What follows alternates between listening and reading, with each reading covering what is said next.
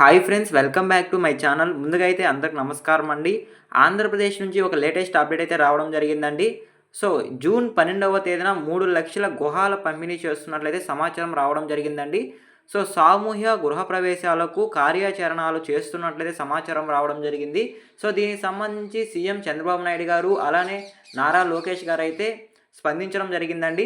So June 12 నాటికి 3,00,000 గృహాల పంపిణీ చేస్తున్నట్లయితే సమాచారం రావడం జరిగింది.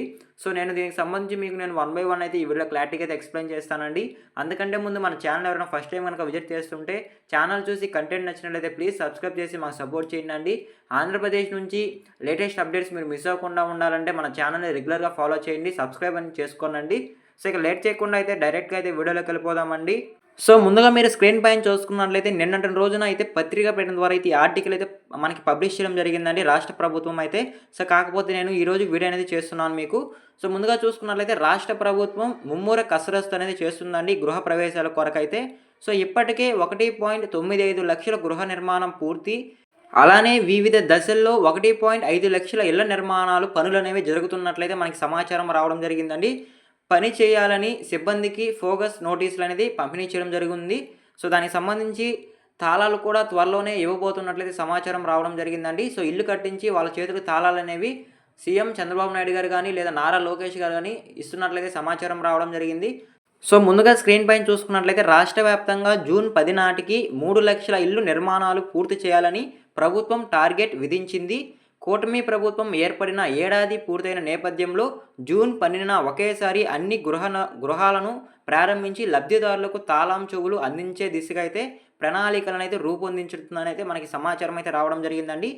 అదేవిధంగా గతంలో 2 సార్లు అయితే ఈ విధంగానే 3,00,000 ఇల్లు పంపిణీ చేస్తామని అయితే ప్రభుత్వం 2 సార్లు అయితే కార్యాచరణలను సిద్ధం చేసింది. కాకపోతే అవి వాయిదా పడడం జరిగిందండి. సో అయితే ఈసారి వాయిదాల పర్వం కాకుండా ప్రతిష్టాత్మకంగా చేపట్టడమే లక్ష్యంగా అయితే గృహ నిర్మాణ శాఖ ప్రిన్సిపల్ సెక్రటరీ అజయ్ జౌన్, గృహ నిర్మాణ శాఖ ఎండి శివప్రసాద్ సో వీళ్ళైతే నిర్ణయించుకున్నట్లయితే సమాచారం రావడం జరిగిందండి. గతంలో హౌసింగ్ డిపార్ట్మెంట్లో పనిచేసిన అనుభవం ఉండడంతో ఈ మేరకు శివప్రసాద్ నిర్ణయాలను చకచకా తీసుకుంటున్నారు. సో జూన్ 12 నాటికి 3,00,000 ఇల్లు పంపిణీ చేయాలని అయితే ప్రభుత్వం లక్ష్యంగా పెట్టుకుంది. సో ఆ దిశగానైతే పని చేస్తుందండి. అలానే లాస్ట్ ప్రభుత్వంలో అయితే ఈ ఇల్లు కట్టుకునే వాళ్ళకి సబ్సిడీ కింద అయితే 1.80 లక్షలు అనేది ఇచ్చేవాళ్ళండి, 1,80,000. కాకపోతే ఇప్పుడు కూటమి ప్రభుత్వం వచ్చిన తర్వాత గృహ నిర్మాణాలకు సాయం కింద అయితే 2.50 లక్షలు అంటే 2,50,000 అయితే అందించడం జరుగుతుందండి. సో మీకు క్లారిటీగా అయితే అర్థమైంది అనుకుంటున్నాను. సో ఇంకొక ముఖ్య విషయం అండి, సో ఎవరైతే నిరుపేదలు ఉంటారో వాళ్ళకైతే ఒక మంచి నిర్ణయం అయితే తీసుకోవడం జరిగింది వాళ్ళని దృష్టిలో పెట్టుకొని. సో ముఖ్యంగా చూసుకున్నట్లయితే గ్రామీణ ప్రాంతాల్లోని గృహ నిర్మాణాలకు అదనపు సాయాన్ని అందిస్తుందండి ప్రభుత్వం అయితే. ఎస్టీల్లో సెంచులు గృహ నిర్మాణానికి ముందుకొస్తే ₹1,00,000 అనేది వాళ్ళకి ఇల్లు కట్టుకోవడానికి ఇస్తున్నట్లయితే సమాచారం రావడం జరిగిందండి. అదేవిధంగా ఎస్టీ ఎరుకులు అలానే యానాది సామాజిక లబ్ధిదారులకు 75,000, ఎస్టీ బీసీలకు 50,000 చొప్పున అదనపు సాయాన్ని అందించే విధంగా అయితే ప్రభుత్వం నిర్ణయం తీసుకోవడం జరిగిందండి. సో నేరుగా వారి ఖాతాల్లోకి జమ చేస్తుందని అయితే తెలియజేయడం జరిగింది. ప్రభుత్వం అందిస్తున్న అదనపు సాయంపై క్షేత్రస్థాయిలో లబ్ధిదారులకు అవగాహన కల్పించి వారితో ఇల్లు నిర్మాణాలు వేగవంతం చేయాల్సి ఉంటుందని అయితే ప్రభుత్వం అయితే ఆదేశాలు అయితే జారీ చేయడం జరిగిందండి. సో ఇప్పటికే చాలాసార్లు అయితే ఈ ఇళ్ల నిర్మాణాలు గృహ ప్రవేశాలు అనేవి పోస్ట్పోన్ కావడంతో సో ఇప్పుడైతే ఈ విధంగా జరగకూడదని అయితే ప్రభుత్వం స్పీడప్ చేస్తుందండి. సో త్వరగా అయితే ఈ ఇల్లుని పూర్తి చేయాలని అయితే ప్రభుత్వం ఆదేశాలు అయితే జారీ చేయడం జరుగుతుంది. సో మీకు క్లారిటీగా అయితే అర్థమైంది అనుకుంటున్నాను. సో జూన్ 12 నాటికైతే 3,00,000 ఇల్లును పూర్తి చేసి లబ్ధిదారులకు తాళాలు చెవులతో పాటు వాళ్ళకి ఇవ్వాలని అయితే ప్రభుత్వం నిర్ణయించుకున్నట్లయితే సమాచారం రావడం జరిగిందండి. సో మీకు క్లారిటీగా అయితే అర్థమైంది అనుకుంటున్నాను. సో ఎవరైనా సరే ఇల్లు కట్టుకోవడానికి కనుక ముందుకు వచ్చినట్లయితే గ్రామీణ ప్రాంతాల్లో సో వాళ్ళకి అదనపు సాయంగా అయితే కొంత అమౌంట్ కూడా కేటాయించడం జరుగుతుందండి. సో ఇది ఒక మంచి విషయం అయితే చెప్పుకోవచ్చండి. సో చాలామంది నిరుపేదలు ఇల్లు కట్టుకోవడానికి డబ్బులు లేకుండా అయితే అలానే ఆపివేసి ఉంటారు. సో వాళ్ళకైతే ఇది ఒక గుడ్ న్యూస్ అయితే చెప్పుకోవచ్చు. సో ఎస్టీ చెంచులకు అలానే యానాది ఎరుకులకు అలా ప్రతి కేటగిరీకి కొంత అమౌంట్ అనేది కేటాయించడం జరుగుతుందండి. ఎస్టీ బీసీలకు కూడా కొంత అమౌంట్ అనేది కేటాయించడం జరుగుతుంది. సో మీ క్లారిటీగా అయితే అర్థమైందని అనుకుంటున్నాను.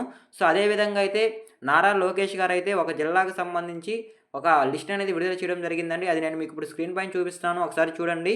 సో ముందుగా చూసుకున్నట్లయితే మంగళగిరిలో త్వరలోనే 2వ దశ ఇళ్ల పట్టాలను పంపిణీ చేస్తున్నట్లయితే నారా లోకేష్ గారు అయితే మనకి ఈరోజు క్లారిటీగా అయితే తెలియజేయడం జరిగిందండి పత్రికా ప్రకటన ద్వారా అయితే. సో మంగళగిరి నియోజకవర్గంలో రెండవ దశ ఇళ్ల పట్టాల పంపిణీకి అవసరమైన చర్యలనేది చేపడుతున్నట్లయితే విద్యా, ఐటీ శాఖల మంత్రి నారా లోకేష్ గారైతే అధికారులను ఆదేశించడం జరిగింది. సో మీకు క్లారిటీగా అయితే అర్థమైందనుకుంటున్నాను. సో అదేవిధంగా మంగళగిరి నియోజకవర్గంలో దశాబ్దాలుగా ప్రభుత్వ భూముల్లో నివాసం ఉంటున్న వారికి మొదటి విడతగా సుమారు 3000 మందికి శాశ్వత పట్టాలు అందజేయనున్నారు. రెండవ విడతలో 2500 ఇళ్ల పట్టాలను పంపిణీకి అవసరమైన చర్యలనేది తీసుకోవాలని ఆదేశించడం జరిగిందండి. సో మీకు క్లారిటీగా అయితే అర్థమైంది అనుకుంటున్నాను. సో ఎవరైతే మంగళగిరిలో శతాబ్దాలుగా అక్కడే నివాసం ఉంటున్నారో వాళ్ళకి ముందుగా అయితే ఇల్లు పంపిణీ చేయాలని అయితే తెలియజేయడం జరిగిందండి. మొదటి విడత కింద 3000, అలానే రెండవ విడత కింద 2500 ఇల్లు పంపిణీ చేయాలని అయితే ఆదేశాలు అయితే జారీ చేయడం జరిగింది. సో మీకు క్లారిటీగా అయితే అర్థమైంది అనుకుంటున్నానండి మంగళగిరి నియోజకవర్గానికి సంబంధించి. సో అదేవిధంగా రైల్వే కాలువలు, అటవీ దేవాలయ భూముల విషయంలో నెలకొన్న సమస్యలను పరిష్కరించాలని కూడా ఆదేశాలు అయితే జారీ చేయడం జరిగిందండి. మంగళగిరిలో U1, I2 జోన్లు భవన నిర్మాణ అనుమతులకు CTRA నుంచి NDMCకి బదిలీ చేసే అంశాలపై సమావేశంలో చర్చించడం జరిగింది. సో మీకు క్లారిటీగా అయితే అర్థమైంది అనుకుంటున్నాను. సో ఈ 3 లక్షల ఇళ్ల గృహ ప్రవేశాల్లో సో త్వరలోనైతే ఇల్లు కట్టడం స్టార్ట్ చేస్తున్నారండి. సో అలానే ఇంకొక విషయం ఏంటంటే సో ఎవరైనా సరే ఇల్లు సగంలో కట్టుకొని ఆపేసి కనుక ఉన్నట్లయితే సో అవి కూడా త్వరలోనే ప్రారంభించాలనేది అనుమతులు జారీ చేయడం జరిగిందండి. సో సగం వరకు ఇల్లు కట్టుకొని ఆపేసుకున్న వాళ్ళకు ముందుగా అయితే ఇల్లు కట్టించి గృహప్రవేశం అనేది చేయించాలనైతే ప్రభుత్వం ఆదేశాలు అయితే జారీ చేయడం జరిగింది. సో మీకు క్లారిటీగా అయితే అర్థమైంది అనుకుంటున్నాను. సో ఆ ఇళ్ల సదుపాయాలకు త్రాగునీరు, అలానే డ్రైనేజర్ కాలువలు, గ్యాస్ సిలిండర్ల వంటి సదుపాయాలు కూడా కల్పించాలనైతే ప్రభుత్వం నిర్ణయం తీసుకున్నట్లయితే సమాచారం రావడం జరిగిందండి. సో మీకు క్లారిటీగా అయితే అర్థమైంది అనుకుంటున్నాను. గత వైకాపా హయాంలో నిర్మించుకొని సగంలో ఆగిపోయిన ఇల్లును కూడా ఈ ప్రభుత్వం అయితే స్పీడప్ చేస్తుందండి. సో అవి కూడా అసంపూర్తిగా ఉన్న ఇళ్ళని పూర్తిగా చేసి గృహప్రవేశం అనేది చేయించబోతుంది జూన్ 12 నాటికైతే. అలానే జూన్ 12 నాటికి 3 లక్షల ఇళ్ళను అయితే లక్ష్యంగా అయితే పెట్టుకున్నదండి ప్రభుత్వం అయితే. సో జూన్ 12 నాటికి ఇళ్ళను అనేది పంపిణీ చేసి అలానే తాళాల చెవులతో అయితే సీఎం చంద్రబాబు నాయుడు గారు, అలానే నారా లోకేష్ గారు అధికారులతో అయితే కలిసి గృహప్రవేశాలు అనేది చేయబోతున్నట్లయితే సమాచారం రావడం జరిగింది. సో ఇదేనండి గృహప్రవేశం గురించి, అలానే ఇళ్ళ గురించి వచ్చిన లేటెస్ట్ అప్డేట్ అయితే. సో మీకు క్లారిటీగా అయితే అర్థమైందని అనుకుంటున్నాను. సో ఇలా ఆంధ్రప్రదేశ్ నుంచి వచ్చే లేటెస్ట్ అప్డేట్స్ మీరు మిస్ అవ్వకుండా ఉండాలంటే మన ఛానల్ని సబ్స్క్రైబ్ చేసుకొని బెల్ ఐకాన్ అయితే ఆన్లో పెట్టుకోనండి.